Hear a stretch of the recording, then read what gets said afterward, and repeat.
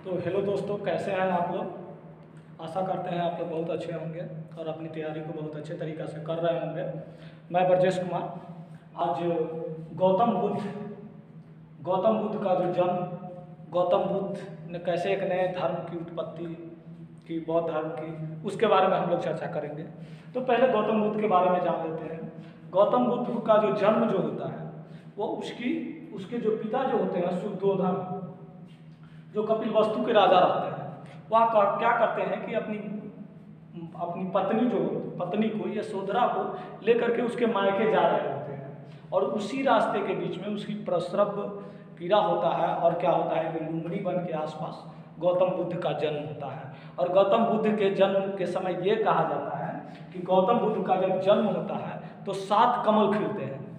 तो इस तरीक़ा से गौतम बुद्ध का क्या होता है कि जन्म होता है। और गौतम बुद्ध के जन्म के बाद जब उसके पिता जाते हैं तो एक ऋषि से उसकी जो जन्म कुंडली है वो दिखाते हैं, तो ऋषि के द्वारा बोला जाता है कि या तो यह लड़का बहुत प्रतापी राजा बनेगा या भिक्षावृत्ति की ओर यह क्या करेगा कि चल पड़ेगा। तो इससे उसके पिता घबरा करके उसको क्या करते हैं कि घर के आसपास ही रहने दिया जाता है और इसको बाहर नहीं निकाला जाता है।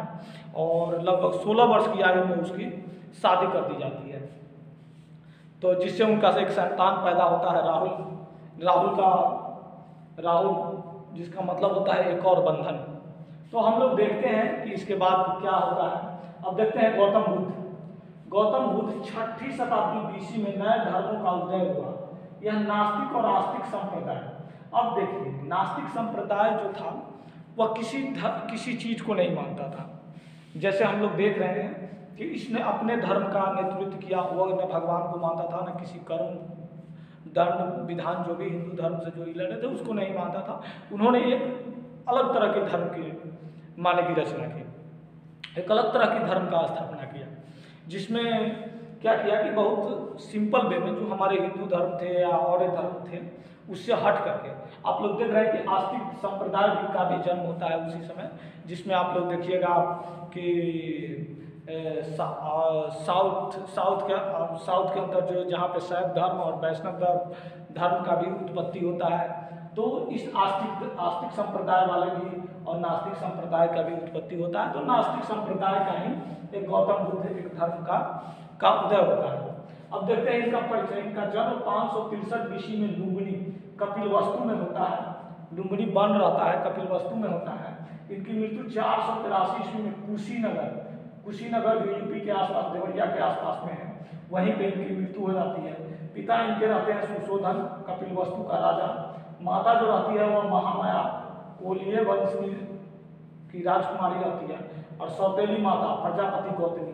इसकी माता का उसी के 7 दिन के बाद, गौतम बुद्ध की जन्म के 7 दिन के बाद ही उनकी माता की मृत्यु हो जाती है। फिर इसके पिता इस गौतम बुद्ध के पालन पोषण करने के लिए गौतमी जो उसकी मौसी रहती है उससे क्या करती है कि शादी कर लेते हैं, माने कि सौतेली माता प्रजापति गौतमी से शादी कर लेते हैं। अब उसके बाद क्या होता है कि इसकी गौतम बुद्ध की का जो है वह शादी हो जाता है यशोधरा से। वह 16 वर्ष की आयु में ही गौतम बुद्ध की शादी कर दी जाती है, जिससे एक पुत्र होता है राहुल का मतलब होता है एक और बंधन। तो एक और बंधन में यह क्या करते हैं कि जकड़ जाते हैं और इस तरह से गृह त्याग 19 वर्ष में महाभिनिष्क्रमण। अब देखते हैं कि वो तो अब उनकी क्या करता था कि वो बहुत गुमसुम रहा करते थे, वह बहुत कम किसी से बातचीत करते थे। तो उसने क्या किया कि एक दिन 4 दृश्य को देखा, वृद्ध व्यक्ति, बीमार व्यक्ति और मृत व्यक्ति और एक सन्यासी। जो तीनों व्यक्ति को देखा, वृद्ध व्यक्ति, बीमार व्यक्ति और मृत व्यक्ति को भी देखा और बीमार व्यक्ति को भी और वृद्ध व्यक्ति को, ये सभी को देखा कि वो बहुत ज़्यादा घबराया हुआ व्यक्ति होता है। जो वृद्ध व्यक्ति होता है उसकी भी बहुत ज़्यादा घबराहट रहती है, बीमार व्यक्ति का भी घबराहट रहती है, मृत्यु जिस व्यक्ति की हो गया हुआ रहता है वो व्यक्ति सारे घबराहट से दूर होकर के मृत्यु की ओर चला जाता है। और एक सन्यासी व्यक्ति को देखते हैं जो बहुत प्रसन्न मुद्रा में रहते हैं। और इन्हीं चारों चीज़ को देखने के बाद वह क्या करते हैं कि रात में उठकर और गृह को त्याग करते हैं, घर से वह क्या करते हैं कि निकल जाते हैं। 12 बजे रात को वह घर से निकल जाते हैं, जिसको गृह त्याग 19 वर्ष में वो गृह त्याग कर देते हैं 29 वर्ष में, जिसको महाभिनिष्क्रमण के नाम से जानते हैं। अब देखिए, गृह त्याग करने के बाद उनका प्रथम गुरु जो अलार कलाम वैशाली में उनको मिलते हैं और वहाँ से वो शिक्षा ग्रहण करते हैं। द्वितीय गुरु जो होते हैं वो रुद्रक रामपुत्र या राजगृह में होते हैं। द्वितीय गुरु जो होते हैं वह रुद्रक होते हैं और राजपुत्र सबसे वह शिक्षा प्राप्त करते हैं। उसके बाद वह क्या करते हैं कि बोध गया चले जाते हैं और ज्ञान की प्राप्ति उनको बोध गया में बोधि वृक्ष के नीचे होता है और निरंजना नदी है। निरंजना नदी के तट पर ही वह बोधि वृक्ष है। बोध गया में बोधि वृक्ष के नीचे जो एक वृक्ष पीपल का वृक्ष रहता है, उन्हीं के नज़दीक इनको ज्ञान की प्राप्ति होती है। और 6 वर्ष पश्चात 35 वर्ष आयु और पीपल वृक्ष के नीचे इनको ज्ञान की 6 वर्ष की तपस्या करने के बाद 35 वर्ष की आयु में पीपल के वृक्ष के नीचे इनको ज्ञान प्राप्त होता है जो निरंजना नदी के तट पर रहता है। और उसी से उसको बुद्ध कहा जाता है, जिसका मतलब होता है बुद्धत्व, जिसको ज्ञान की प्राप्ति हुई। ज्ञान की प्राप्ति होने के बाद इसको बुद्ध और बुद्धत्व की उपाधि दी गई। इसको तथागत भी कहा गया। तथागत का मतलब होता है सत्य है ज्ञान, जिसका ज्ञान ही सत्य है, जिसने जो ज्ञान दिया वही सत्य है, उसी को तथागत बोला जाता है। शाक्य मुनि भी इसको कहा जाता है। प्रिय शिष्य इसका आनंद था। प्रथम उपदेश इसने सारनाथ यानी कि ऋषिपत्तनम में इन्होंने दिया था। तो इस तरह से हम लोग देखते हैं कि गौतम बुद्ध का जो जीवन होता है वह किस तरीका से आधारित होता है। और इसकी घटना को हम लोग देख लेते हैं जो बार बार एग्जाम में आते रहता है कुछ में। इनके जन्म के समय जो प्रतीक है वह कमल एवं साढ़ है, तो इसको याद रखिएगा। गृह त्याग जो होता है, गृह त्याग घोड़ा से यह भाग निकलते हैं और ज्ञान की जो प्राप्ति होती है वह पीपल वृक्ष के नीचे प्राप्त होता है, इसीलिए इसको पीपल। और निर्वाण जो होता है, निर्वाण का मतलब मृत्यु, जिसका पद चिन्ह होता है। पद चिन्ह निर्वाण यानी मृत्यु का जो संकेत है वह पद चिन्ह, इसको याद रखिएगा, मिलान के लिए पूछ लिया जाता है। तो इस तरह से हमने गौतम बुद्ध को देखा कि किस तरह से वह जाते हैं। इसे एशिया का लाइट पुंज भी कहा जाता है। और गौतम बुद्ध के बारे में एक चीज़ आप लोग याद रखिएगा कि इनका जो जन्म होता है वह वैशाख पूर्णिमा को के ही दिन होता है। इनकी मृत्यु जो होती है वो भी वैशाख पूर्णिमा, वैशाख महीना में जो पूर्णिमा होता है उसी में इनकी मृत्यु भी होती है। और उनके ज्ञान की प्राप्ति भी होता है वह वैशाख पूर्णिमा के दिन ही इनको ज्ञान की प्राप्ति होती है। इसीलिए हम लोग वैशाख पूर्णिमा का पर्व भी लोग बहुत ज़्यादा धूमधाम से मनाता है।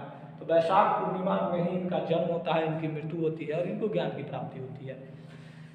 अब हम लोग आते हैं आनंद के आग्रह पर महिलाओं को बौद्ध धर्म में प्रवेश। इनका जो सबसे प्रिय शिष्य जो आनंद रहता है, इनके कहने पर वह क्या करते हैं कि महिलाओं को क्या करते हैं कि बौद्ध धर्म में प्रवेश को अनुमति दे देते हैं। और वो गौतम बुद्ध ने यह भी कहता है कि अगर महिलाओं की अगर इस धर्म में अगर माने कि आगमन हो जाएगी तो यह धर्म ज़्यादा दिन नहीं चलेगा, 700 वर्ष या 800 वर्ष से ज़्यादा नहीं चला जाएगा। लेकिन फिर भी आनंद के जीत के कारण क्या करते हैं कि वह गौतम बुद्ध को महिलाओं को उसमें बौद्ध धर्म में सम्मिलित कर लेते हैं। इनकी जो सबसे पहली जो होती है वह प्रजापति गौतमी, इनकी जो पहली जो शिष्या जो बनती है वह गौतमी प्रजापति, जो इनकी माता भी रहती है और इनकी माता और मौसी दोनों रहती है। उसके बाद एक और जो आती है वह आम्रपाली जो एक वैशाली की नृत्यंगना रहती है, जो नृत्य करती है, वो आम्रपाली क्या करती है कि बौद्ध धर्म को स्वीकार कर लेती है। सर्वाधिक उपदेश इन्होंने श्रावस्ती यानी कि कौशल, और इन्होंने सर्वाधिक उपदेश जो दिया वह पाली भाषा में ही दिया। पाली भाषा जो लोकल भाषा होती है वहाँ में भी, और इनके सर्वाधिक भाषा श्रावस्ती यानी कि कौशल में दिए। अंतिम उपदेश इसको सुभद्र जो इनका शिष्य होता है उनको देते हैं। अब देखिए इनका 4 जो सत्य है, 4 आर्य सत्य है। जो 4 बात जो सबसे ज़्यादा सत्य है वह दुख समुदाय, दुख निरोध और दुख निरोध मार्ग। दुख समुदाय, दुख निरोध और दुख निरोध मार्ग, इस चारों चीज को समाधान के लिए वो अष्टांगी मार्ग देते हैं, जिससे सम्यक दृष्टि, सम्यक संकल्प, सम्यक वाक्य, सम्यक कर्म, सम्यक आजीवक, सम्यक व्यायाम, सम्यक समृद्धि और सम्यक समाधि। ये 8 जो मार्ग देते हैं ये दुख के निराकरण का एक मार्ग होता है। बौद्ध धर्म के त्रिरत्न होते हैं, बुद्ध, धम्म और संघ। जो बुद्ध जो ज्ञान की प्राप्ति करते हैं उसको बुद्ध, जो धम्म जहाँ पे रहा करते हैं वह धम्म, जो धर्म को मानते हैं जैसे बुद्ध धर्म को मानते हैं उसको धर्म, और जो संघ की रचना करते हैं उसको हम लोग संघ बोलते हैं। बौद्ध धर्म का परम लक्ष्य जो होता है वह होता है निर्वाण की प्राप्ति करना। तो बौद्ध धर्म का जो परम जो लक्ष्य होता है वह निर्वाण की प्राप्ति करना, यानी कि मृत्यु की प्राप्ति करना, जिससे हमको अच्छा कर्म धर्म मिले। तो इस तरह से हमने देखा कि बौद्ध का फर्स्ट पार्ट जो हम लोग जिसमें देखें कि बौद्ध धर्म का क्या क्या इंपॉर्टेंट होता है, जो एग्जाम के पॉइंट ऑफ व्यू से क्या इंपॉर्टेंट होता है, इसके बौद्ध धर्म में हम आगे का एपिसोड भी इसी में देखते हैं।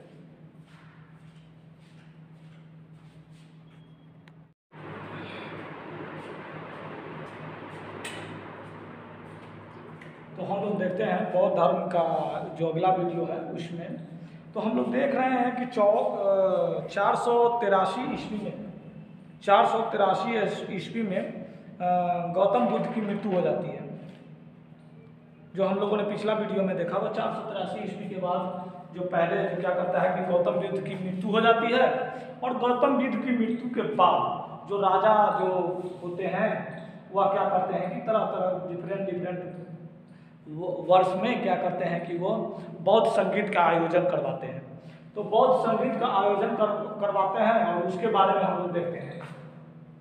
तो देखिए ये जो बहुत ही एग्जाम पॉइंट ऑफ व्यू से बार बार पूछ लिया जाता है, या कभी राजा के से रिलेट करके, या कभी स्थान को रिलेट करके, या कभी वर्ष को रिलेट करके। तो इसके बारे में हम लोग को जानना सबसे ज़्यादा जरूरत है। देखिए 483 ईस्वी बीसी 483 ईस्वी बीसी में राजगृह में क्या होता है, अजातशत्रु महाकश्यप। देखिए इसको याद रखने का सबसे अच्छा क्रम है, इसको ऐसे ही याद रखें। 483 ईस्वी 483 ईस्वी वर्ष में पहला बौद्ध संगीत हुआ, दूसरा संगीत हुआ वो 383 ईस्वी वर्ष में, और तीसरा जो हुआ वो 247 ईस्वी वर्ष में, और तीसरा जो होता है 102 AD में। तो आप लोग देख रहे हैं कि सब ईसा पूर्व में हो रहा है, और ये जो है वह ईसा पूर्व के बाद हो रहा है। तो इस तरीक़ा से हम लोग पहले वर्ष को याद रखेंगे। पहले इसको 483, 383, 247 और 102 ईसा पूर्व में। तो इसमें देखिए 3 जो है वह ईसा वर्ष पूर्व में हो रहा है, और 1 जो है वह ईसा पूर्व के बाद हो रहा है। पहला जो जगह होता है, पहला जो जगह कहाँ होता है, राजगृह। दूसरा होता है राजगृह, वैशाली, पाटलिपुत्र, और चौथा कुंडाग्राम,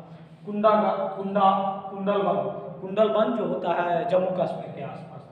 इस तरीक़ा से हम लोग याद रखें, पहला राजगृह, दूसरा वैशाली, और तीसरा पाटलिपुत्र। जैसे जैसे राजधानी इसकी चेंज होती है उसके हिसाब से ये क्या करता है, इसके हिसाब से ये होते चला जाता है। और देखिए पहला जो देखते हैं वो अजातशत्रु के समय में होता है, दूसरा होता है वह कलाशोक के समय में, तीसरा होता है अशोक के समय में, और चौथा कनिष्क। तो ये क्वेश्चन बार बार पूछते रहता है। पहला हम लोग याद किए वर्ष 483, 383, 247 और 102। पहला जो हो गया वह क्या होता है कि राजगृह में होता है, दूसरा वैशाली में, तीसरा पाटलिपुत्र में, और चौथा कुंडलग्राम में। जगह का नाम हो गया। राजा जो हो गया पहला, वो पहला अजातशत्रु करवाता है, दूसरा कालाशोक, तीसरा अशोक, और चौथा जो होता है वह कनिष्क के समय में होता है। अब देखिए इस टर्म से हम लोग याद रखेंगे, इस टर्म से जो भी याद रखेंगे हम लोग इस टर्म से याद रखेंगे। पहला जो होता है इसके अध्यक्ष कौन थे, महाकश्यप सभ्याकानी, मोगलीपुत्र और वसुमित्र जिसको अश्वघोष भी कहते थे। इस तरीका से हम लोग याद रखेंगे तो आसानी से हम लोग याद रख सकते हैं। तो देखिए इसका जो अध्यक्ष जो होता है, पहला महाकश्यप, दूसरा सभ्याकामी, तीसरा जो होता है वो मोगलीपुत्र 30 होता है, और चौथा जो होता है वो अश्वघोष वसुमित्र होते हैं। तो इस तरीका से हम लोग इसको करके याद कर सकते हैं बहुत अच्छे तरीके से। अब देखिए 483 ईस्वी में राजगृह में प्रथम बौद्ध संगीत होता है, अजातशत्रु के समय में। उस समय अध्यक्ष रहते हैं महाकश्यप। इसमें सिंपल होता है। 383 ईस्वी में वैशाली, कालाशोक और सभ्याकानी, इसमें बौद्ध धर्म का पहला विभाजन हो जाता है। पहला विभाजन होने का मतलब कि बौद्ध धर्म को नए तरीका से उसमें जो त्रुटियाँ है उसको अपनाने की बात की जाती है। लेकिन कुछ लोग ऐसे रहते हैं कि कहते हैं कि नहीं, जो बुद्ध जी ने जो बात कही है वही सत्य है, उसी को मान करके हम लोग क्या करेंगे कि चलेंगे। तो इसमें हो जाता है बौद्ध धर्म का जो पहला विभाजन होता है वो 383 ईस्वी में होता है, और वह उसकी और वैशाली में होता है। वैशाली उस समय राजा जो रहते हैं वह कालाशोक रहते हैं, और सब्बाकामी जो होता है उसी के समय में इसका विभाजन हो जाता है। 247 ईस्वी में पाटलिपुत्र अशोक के समय मुगली पुत्र 30 ईस्वी का, इसमें अभिधम पिटक का संकलन किया जाता है। अभिधम पिटक जो होता है वह क्या होता है कि एक इसकी संस्था होती है। अभिधम पिटक का जो संकलन होता है उसको जोड़ा जाता है, उसमें इसमें ऐड किया जाता है। चौथा जो होता है कुंडल वन में होता है। वसुमित्र अशोक के समय में बौद्ध धर्म का विभाजन होता है महायान और हीनयान में। अब देखिए महायान और हीनयान में पूर्णता या क्या करता है कि विभाजित हो जाता है। तो हम लोग देखते हैं महायान में क्या होता है, हीनयान में क्या होता है। हिंदवाद जो होता है वह रूढ़िवादी होता है एवं परिवर्तन विरोधी होता है। यह क्या करता है कि बौद्ध का जो बात होती है उसको संपूर्ण रूप से सत्य मानता है और इसमें परिवर्तन के पक्ष में यह नहीं रहता है, हीनयान वाले शाखा। लेकिन महायान वाले जो रहते हैं वह परिवर्तन के पक्ष में रहते हैं, परिवर्तन के समर्थक रहते हैं। दूसरा जो होता है उसमें क्या होता है कि बुद्ध जो होते हैं महापुरुष है लेकिन देवता नहीं, मूर्ति पूजा विरोधी। बुद्ध जो होता है, बुद्ध खुद अपने आप को क्या करते थे कि पुरुष को अवतार मानते थे। वह कहते थे, उन्हीं का कथन था कि बुद्ध देवता नहीं है, बुद्ध कोई देवता नहीं, वो गौतम बुद्ध का ही कथन था। तो इसीलिए हीनयान वाले उसी के विचार पर चलते हैं और बुद्ध को महापुरुष मानते हैं लेकिन देवता नहीं। और आप लोग जानते हैं कि गौतम बुद्ध ऑलरेडी मूर्ति पूजा के खिलाफत थे, वह मूर्ति पूजा को वास्तविकता नहीं लेते थे, इसी तथ्य को यह मानता था। लेकिन यह महायान वाले जो बुद्ध एक देवता है तथा एक अवतार है, इसको महायान वाले मानना स्टार्ट कर दिए और इसको क्या किया कि तरह तरह की मूर्ति बनाना, इसकी पूजा करना, बुद्ध की प्रतिमा को पूजा करना, इसको इन लोगों ने व्यापक तरीके से मानना स्टार्ट कर दिया। और इसी क्रम में आप लोग देखते हैं कि गांधार शैली का विकास होता है। तो मुख्य का आदर्श बोधिसत्व। अब देखिए ये जो हीनयान होता है इसका जो मेन जगह जो होता है जहाँ पर प्रचार प्रसार का भी हुआ, श्रीलंका, दक्षिण भारत, बर्मा, थाईलैंड आदि के क्षेत्रों में हीनयान का वर्चस्व रहता है। जो बुद्ध जो कथन कहे गए थे उन्हीं को, और उसमें जो परिवर्तन करके जो महायान होता है उसको उत्तर भारत में प्रचलन मिलता है, चीन में, जापान में और तिब्बत के साइड में इसकी प्रमुखता से जगह मिलती है।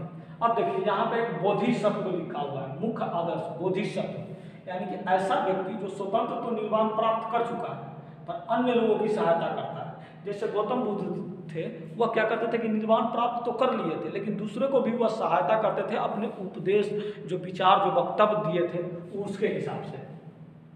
उसमें देखते हैं अब एक चीज इंपॉर्टेंट देखिए, एक वज्रयान शाखा भी इसका होता है और वज्रयान शाखा ही बौद्ध धर्म को पतन की ओर ले जाने में सबसे इम्पोर्टेंट कार्य करते हैं। क्योंकि जो हिंदू धर्म में जो त्रुटियाँ रहती है, जादू टोना, आप लोग देख रहे हैं उत्तर वैदिक काल में जो जादू टोना का जो वर्चस्व होता है उस चीज़ को ही लोग खत्म करके बौद्ध धर्म को अपनाते हैं। और वज्रयान शाखा एक ऐसी आती है जो इसमें भी जादू टोना की महत्वता को दिया जाता है, जिसके कारण यह बौद्ध धर्म की पतन का सबसे बड़ा कारण बन जाता है। तो हम लोग यही देखें, गुप्त काल यह 6वीं और 8वीं शताब्दी में आता है, इसका विकास हुआ, इसमें आडंबर की प्रधानता थी, इसने बौद्ध धर्म की पतन में महत्वपूर्ण भूमिका योगदान। तो आप लोगों से कभी भी क्वेश्चन पूछा जा सकता है कि बौद्ध धर्म का पतन का सबसे बड़ा प्रमुख कारण कौन सी शाखा थी, तो वज्रयान शाखा। अब देखते हैं बौद्ध साहित्य। ये जो बौद्ध साहित्य कौन थे, इसमें देखिए त्रिपिटक यानी पाली भाषा में रचा किया हुआ है। बौद्ध का जो साहित्य है वो त्रिपिटक है, जिसमें शुद्ध पिटक, विनय पिटक और अभिधम पिटक। शुद्ध पिटक में क्या है, बुद्ध के उपदेशों का संग्रह है शुद्ध पिटक। इसको इस तरीका से याद है, शुद्ध और संग्रह, यानी कि बुद्ध ने जो कहा था उसका संग्रह किया गया हुआ था। 100 से संग्रह को याद रखेंगे। विनय पिटक, विनय में 9 को याद रखेंगे और नियमों को, माने कि संघ में क्या क्या नियम होता है उसके बारे में। तो विनय यानी कि संघ के नियम। अभिधम पिटक जहाँ पर बुद्ध के दार्शनिक विचार जो थे उसको रखा गया है। और उसके बाद देखते हैं जातक कथा, बुद्ध के पुनर्जन्म की कथा को जातक कथा में संग्रहित किया गया है। इसको भी याद रखिएगा, जातक कथा होता है जिसमें बुद्ध की फिर से जन्म होगी ऐसी मान्यता है, और इसी को हम लोग क्या करते हैं, बुद्ध के पुनर्जन्म की कथा को संग्रहित किया गया है। इसके बाद देखिएगा बुद्ध चरित्र, सौंदरानंद, सारिपुत्र प्रकरण, अश्वघोष की रचना है। यह अश्वघोष वही अश्वभस्म जो जो कुंडल वन में कनिष्क के समय में जो जिसने क्या किया था कि इसकी प्रचलन करवाई थी, अध्यक्षता की थी, अश्वघोष की रचना है, तो इससे कभी कभी क्वेश्चन बन जाता है। उसके बाद देखो मिलिंद पनाह और नागसेन।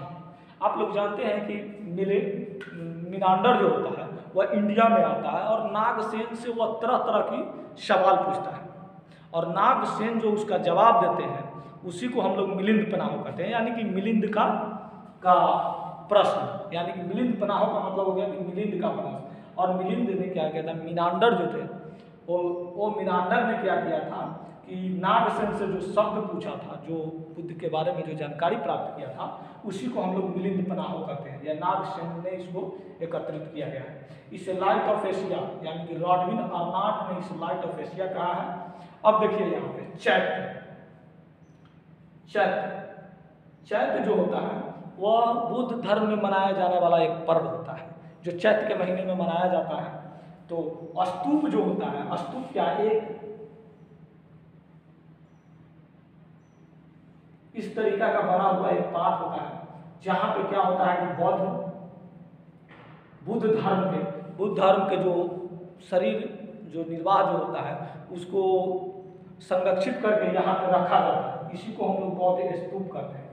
उसके बाद विहार उसको कहते हैं जहाँ पे बौद्ध धर्म के लोग रहा करते थे, उसको हम लोग विहार कहते हैं।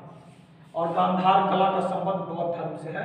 इसी समय बौद्ध बुद्ध के जो आप लोग देखें कि महायान में जो तरह तरह की मूर्तियाँ बनाई गई, वह गांधार कला का हम विकसित करता है। तो इस तरह से हमने देखा कि बौद्ध धर्म का जो होता है वह अंत हो जाता है, और वज्रयान शाखा के आने से धीरे धीरे बौद्ध की महत्ता कम होने लगती है। और हम लोगों ने देखा कि जो ये एग्जाम पॉइंट ऑफ व्यू से कौन कहाँ से क्वेश्चन आते हैं, इसके बारे में हम लोग डिटेल में जानकारी देखा। फिर आगे हम लोग देखते हैं जैन धर्म क्या होती है, इसकी विशेषता क्या है।